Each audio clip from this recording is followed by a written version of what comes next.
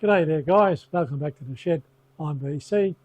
I'm continuing on with the series of working on the Haro tool and cutter grinder, and I had a look at the operation of the table. Now that it's on those balls, it slides way too easily, and I thought, how the hell am I going to pull this up in the middle of the travel? It's got a big steel block and fixed stops, and it would be a crash every time you got to the end of the travel. So in my history, I've acquired some spring-loaded stops off other grinders. I'm modifying a couple of those to fit to the machine. So for the first time in my manufacturing life, I'm using a slitting saw. I've used power axe saws, band saws, cold saws, hot saws, but never a bloody slitting saw before. So it's a first for me. I've run one item through. It just won't cut all the way through. I can get most of it. And I thought I'd bring you along and watch an old field breaker bloody slitting saw blade. I'll bring the camera down onto the job and bring you back then.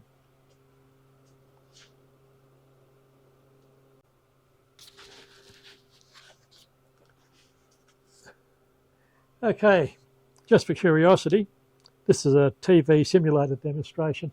This is one I've previously machined. You can see that I'm 90% of the way through with the slitting saw. I'm just taking the big knob off the top so I can use the main body and the spring loader stop, and then we'll fit them up on the grinder and you can see how they operate. It's an unusual casting. It's got a very hard skin and it's as soft as bloody chewy gum on the inside. A bit unusual.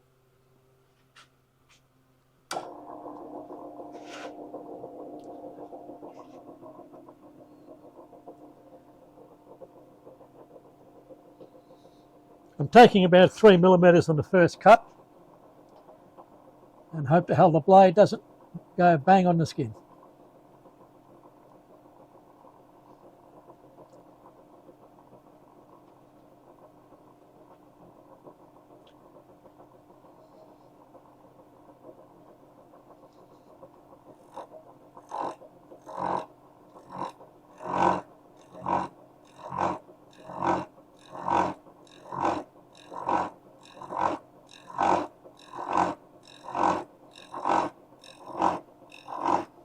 Once you get past this raunchy bit, it's not too bad.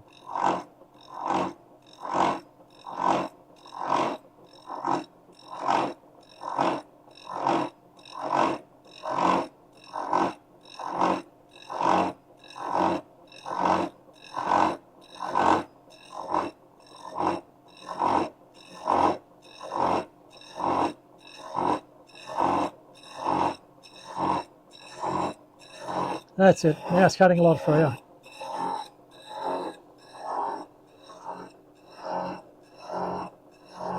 I'm surprised at how well it cuts.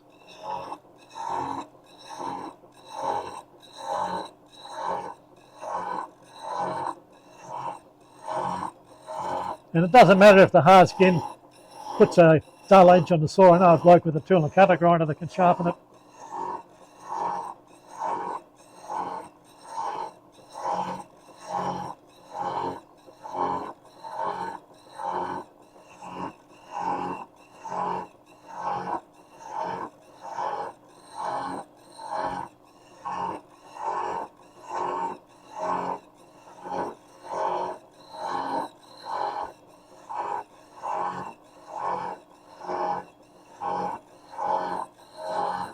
This is a hell of a lot better than pushing a hacksaw.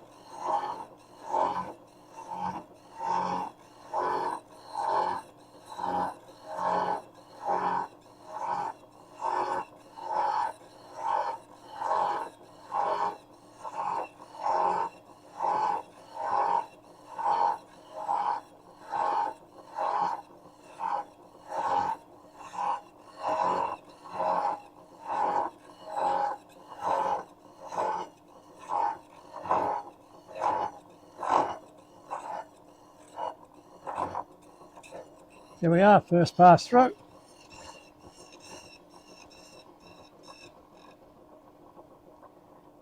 Now going 5mm.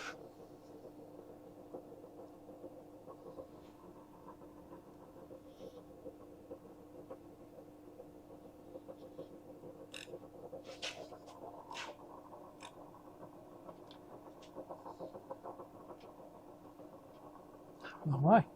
Okay.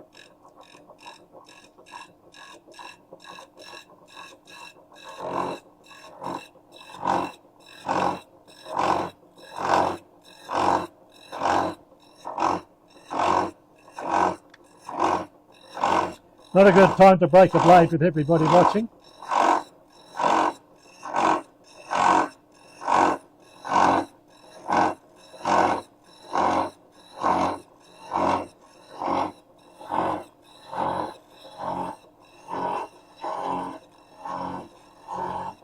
This is quite a good rigid turret bell, 40 international taper, and it's a nice solid ram.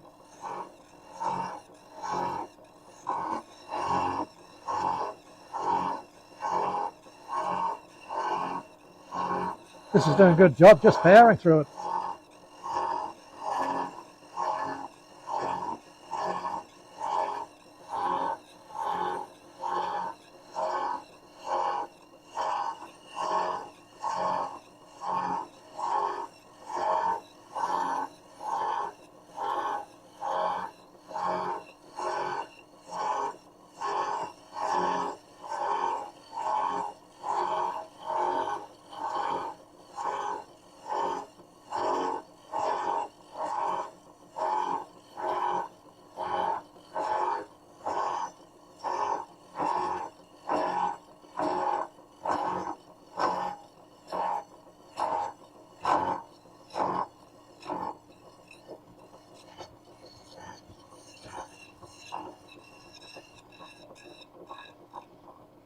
Okay, this is a bit boring. I'll bring you back when we fit them up onto the tool and cutter grinder.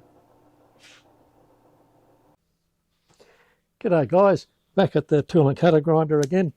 Thought I'd give you a look at what we've been working on for a couple of days. They're the table spring stops that I cut down. Very, very effective. And you can adjust the tension on the back there. So it'll become a dead stop if you wind the tension right up. So I'm happy with those. The chain drive does still slip even with a fair bit of tension on the chain. I'll give it a little while to settle in. If it doesn't improve, I'll just have to put a lever up and operate from here. But it's just so light to use. Those bearings make a hell of a difference. It's nothing at all like the tool and cutter grinders with V-ways, like the Clarkson or the Wrong Fu. That's the main stopper plate. And I may put a post up on top with an adjusting screw so it comes up to a dead stop. Sometimes if you're grinding behind the tooth on an annular cutter, you don't want it to be spring loaded. And I've always got the original dead stops to come back to if I want to. It just takes a couple of seconds to swap them out. One request for you fellas. What the hell is that? It's got a 6mm collet in there and a little zigzag groove at the back of it. It looks very much like you push it in and lock it and then lock it again.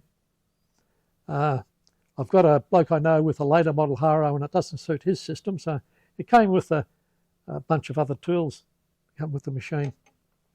I almost threw this out because I had no idea what it is, and I'm glad I didn't because it's actually a clamp to hold the wheel guard on. It's just a simple bracket bent up with a bit of rod welded in the back, and the wheel guards have got a 12mm rod coming out of it, and this clamp allows you to adjust the wheel guard to any position that you want. Quite a good bit of kit. So I'm just waiting for a bit of electrical gear to come in, and I'll be rejuvenating the machine with a different switch box, and I think it'll look good and do the job quite admirably. I'll move the camera over and give you a look at the original switches. They're made in Switzerland, and you don't see electrical gear like this nowadays at all. Okay, that's the rotary cam switch for the 2-speed and reversing. It's centre off and 1 and 2 speeds on either side. I'd say from the 1970s of Switzerland. Beautifully made switch gear, nice rugged cams in there, big contacts, well labelled, and I think still reusable. I don't know whether I'll put a VFD on this machine. If I do, I can't get easily the remote control panel, so it makes a little bit of a do you do it or not. So I may just use those switches and put the that's just a big on-off rotary switch.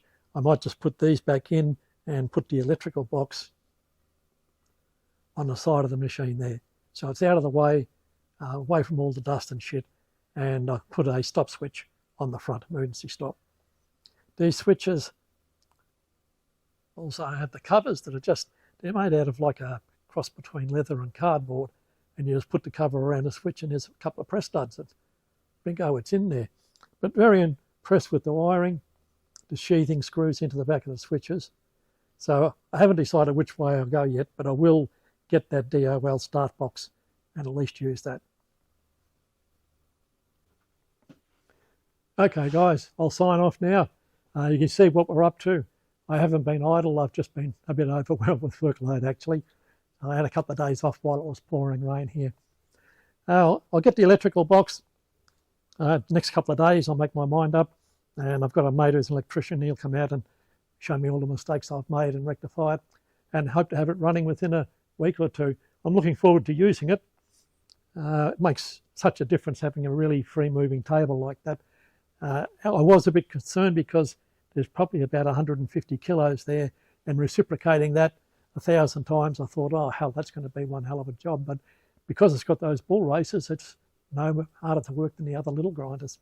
So if you haven't already, please like and subscribe and give me a few more hours on YouTube. Don't forget the little clamp, very easy to make, very useful, and that's the other side of it there that you can see. Okay, bye for now, see you in the next video.